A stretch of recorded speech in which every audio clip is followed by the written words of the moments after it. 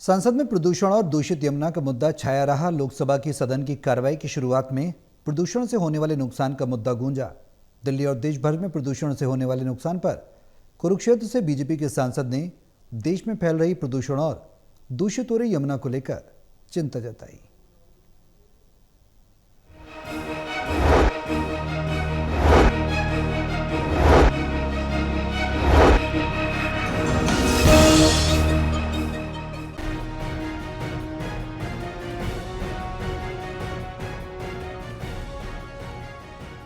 हरियाणा के कुरुक्षेत्र से लोकसभा बीजेपी सांसद नवीन जिंदल ने सदन में प्रदूषण का मुद्दा उठाया।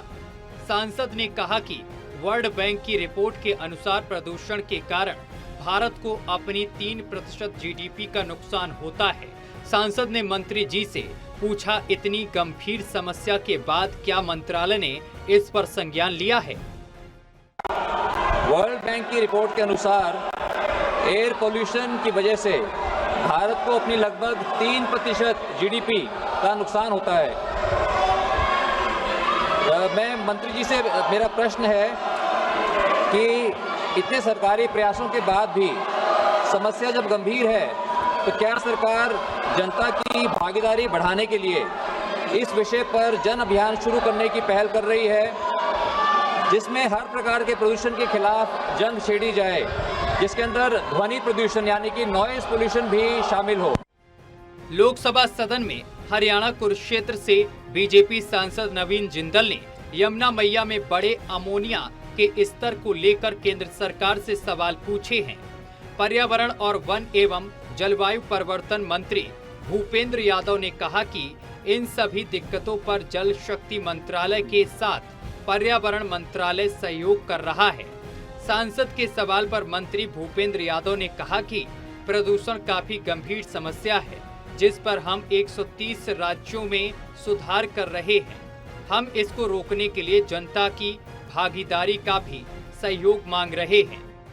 ये बात सच है कि वायु प्रदूषण ये एक काफी बड़ी समस्या है और इसको लेकर के पूरे देश में 130 के करीब शहरों में हम लोग इसमें गुणवत्ता में सुधार करने के लिए अनेक प्रयास कर रहे हैं। इन प्रयासों के अंतर्गत माननीय सदस्य ने जो पूछा है कि हम लोगों के प्रभावी योगदान के लिए भी कार्य कर रहे हैं। निश्चित रूप से हमने इन सब शहरों में सिटी एक्शन प्लान रिवाइज करे हैं ताकि जहां पर इस प्रकार का प्रदूषण बहुत ज़्यादा है वहां पर जन भागीदारी के माध्यम से ज़्यादा मिटिगेशन एक्शन कर सकें।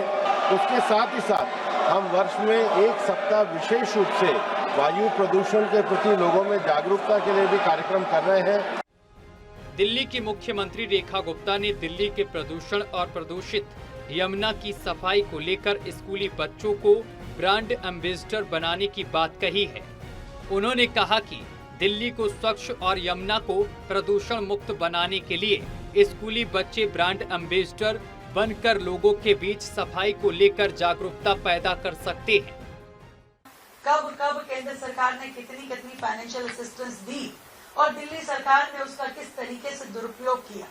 यमुना सफाई के नाम पे फंड मिला तो उसमें काम नहीं किया, अमृत योजना में फंड मिला तो उसमें कूड़े के पहाड़ इत्यादि का काम नहीं किया।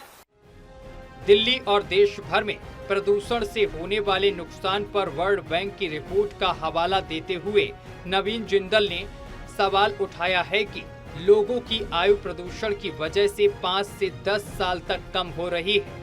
वहीं यमुना में प्रदूषण से अमोनिया का स्तर बढ़ जाता है, जिससे लोगों को भारी परेशानी हो रही है। यमुना में BOD के लेवल को लेकर भी सवाल उठाया है। संसद में उठे प्रदूषण और प्रदूषित यमुना को लेकर दिल्ली की मुख्यमंत्री रेखा गुप्ता ने दिल्ली की पिछली केजरीवाल सरकार पर हमला बोला है। उन्होंने प्रदूषण के लिए केजरीवाल सरकार को दोषी ठहराया है। Haryana news bureau, total TV.